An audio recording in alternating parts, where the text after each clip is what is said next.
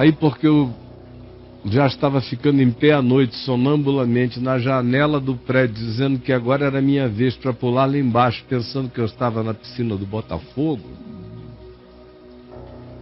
E meu pai, vendo ainda, pela graça de Deus, e tendo a capacidade de me puxar para dentro, eles resolveram mudar para um lugar térreo, o quanto antes. Porque grande era a minha agonia e vontade de fugir da vida. Em Niterói todos nos acalmamos, foi aonde meu pai começou a sossegar e ouviu o Evangelho pela leitura feita pela Dona Maria José Elias, numa escola dominical na Igreja Presbiteriana Betânia, no ano de 1967. E o texto de Hebreus 11:1 o engravidou. E ele ficou impressionado, eu contei isso aqui anteontem. E a minha mãe foi fundamental. Não só foi fundamental em tudo, porque ele não teria nem ouvido aquele texto, ido naquele dia, aquele lugar que ele odiava, se não fosse porque a mamãe sempre fora fiel às convicções dela e nos levara desde criança a um lugar, não só ela nos ensinar o Evangelho, ela e a minha mãe, com o que elas sabiam e o que elas tinham e o que elas compreendiam, mas elas nos levavam aonde elas achavam que outros podiam ensinar um pouco melhor. E foi por isso que o papai chegou na Igreja Presbiteriana Betânia, para nos pegar, e ouviu sem querer o que ouviu. E ao chegar em casa, se não for a mamãe, ele talvez tivesse morrido na praia. Porque foi a mamãe que disse: não, Caio, este é um livro e olha só onde é que eu aprendi que Jesus é a chave hermenêutica para a compreensão das Escrituras. Não foi com Karl Barth, que chegou perto, mas nem tanto, nem com tantos outros, não. Foi lá em casa, com a minha mãe. Quando eu refleti sobre o que ela disse ao meu pai, eu entendi tudo. Assim que eu me converti. Ela disse ao papai: não, Caio. Quando ele disse: Laci, abre aí a Bíblia no início para mim, a sua Bíblia, que eu vou ler esse livro todo.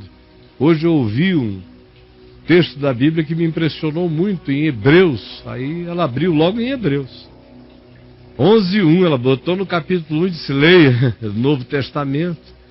Lá ele leu. Aí ele disse: vou ler tudo. Foi para o Gênesis. Ela correu lá e disse: não. Esse é um livro. Se a gente ler primeiro o início, vai ficar tudo confuso.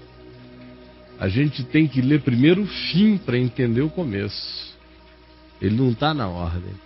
A ordem é Jesus. Começa em Jesus. Começa aqui, ó. Mateus, Marcos, Lucas e João. Lê daqui para frente. E ele leu dali para frente. Não conseguiu passar de João 19.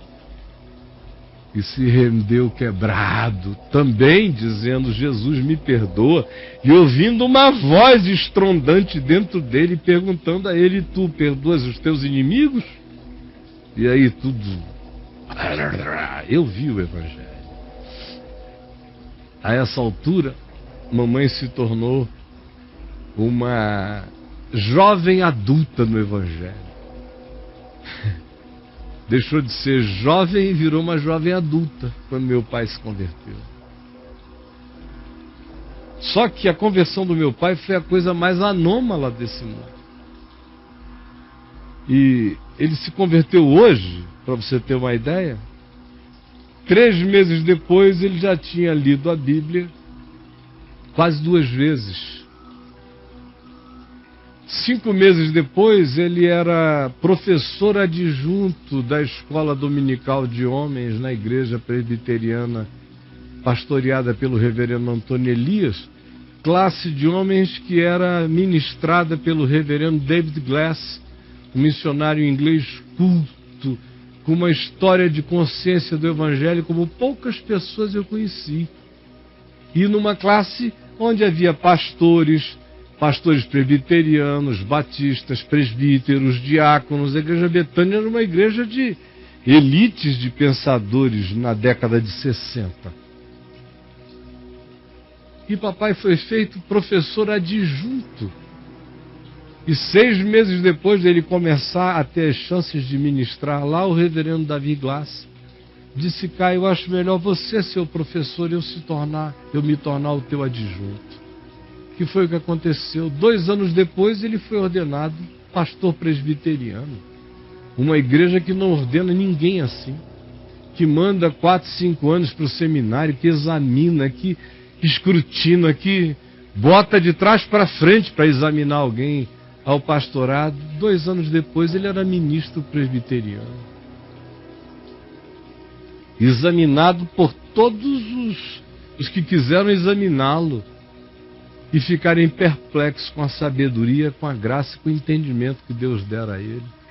Então ele nasceu anômalo, parecia que ele estava disfarçando, parecia que ele conhecia o Evangelho a vida inteira.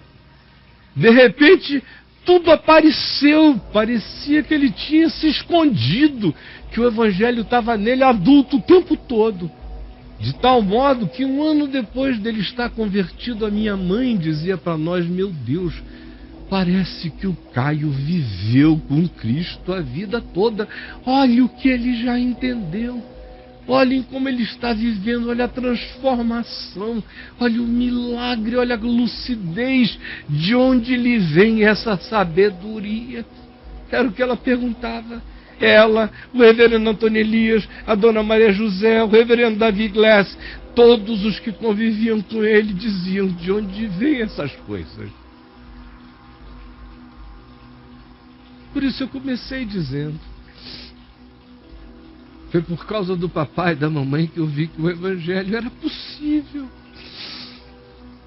A raiva que me deu, que eu demorei anos para entender por que eu tive tanta raiva. Por que eu quis tanto que papai se convertesse. Eu queria que ele se convertesse apenas para a nossa família continuar a ser uma família. Até os meus 13 anos de idade eu pedi tanto a Deus que ele se convertesse.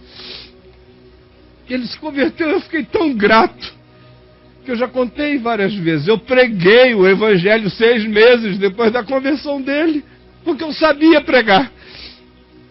E as multidões se encantaram com as coisas que eu dizia. Eu só sabia que eu mesmo ainda não era convertido.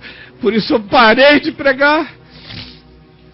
E fiquei com raiva do papai, estranhamente. O amava com ódio. E o amei com ódio, dos 13 até os 18 anos de idade.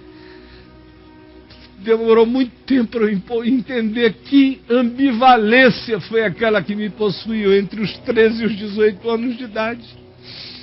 Muito tempo.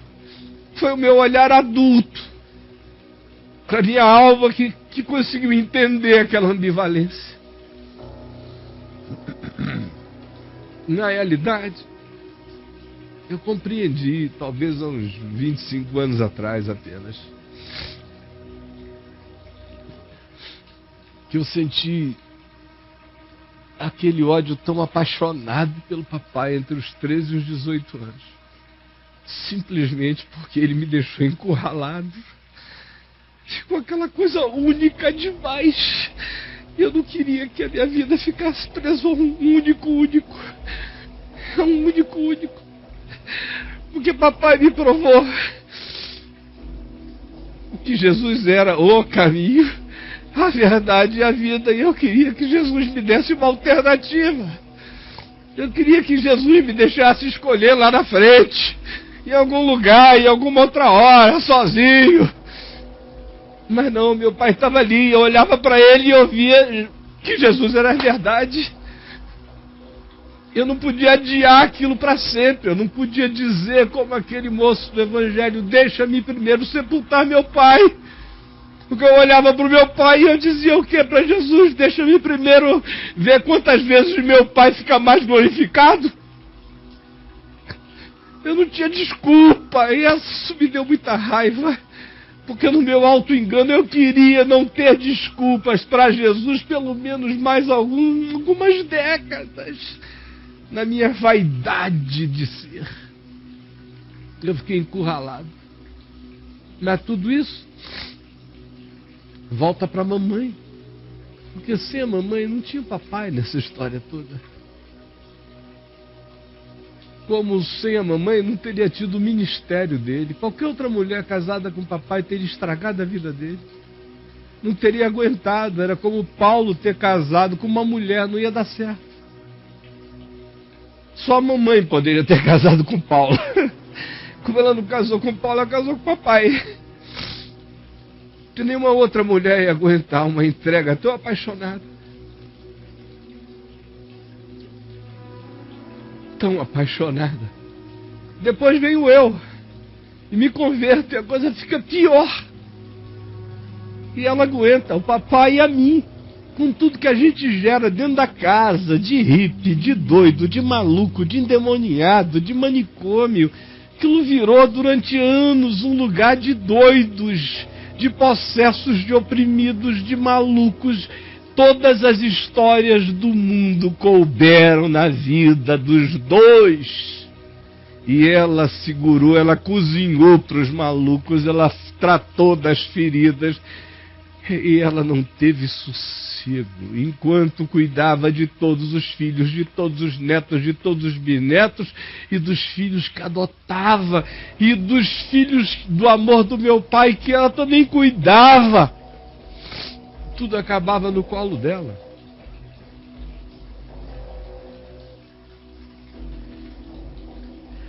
E ela nunca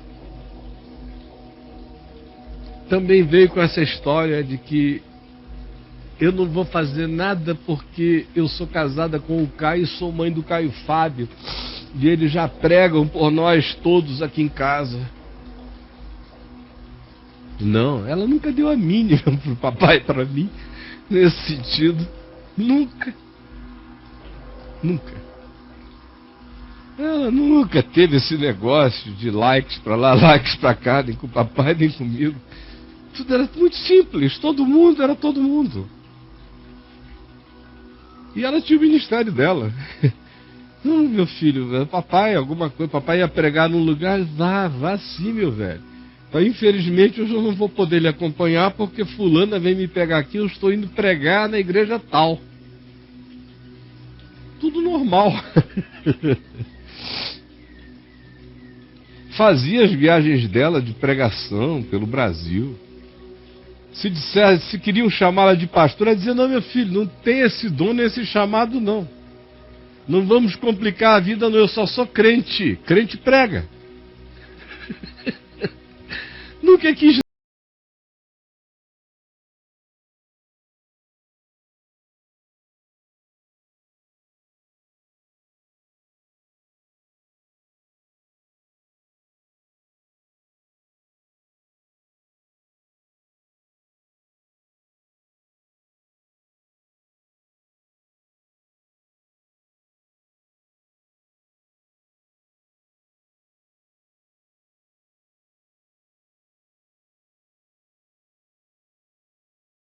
Fim.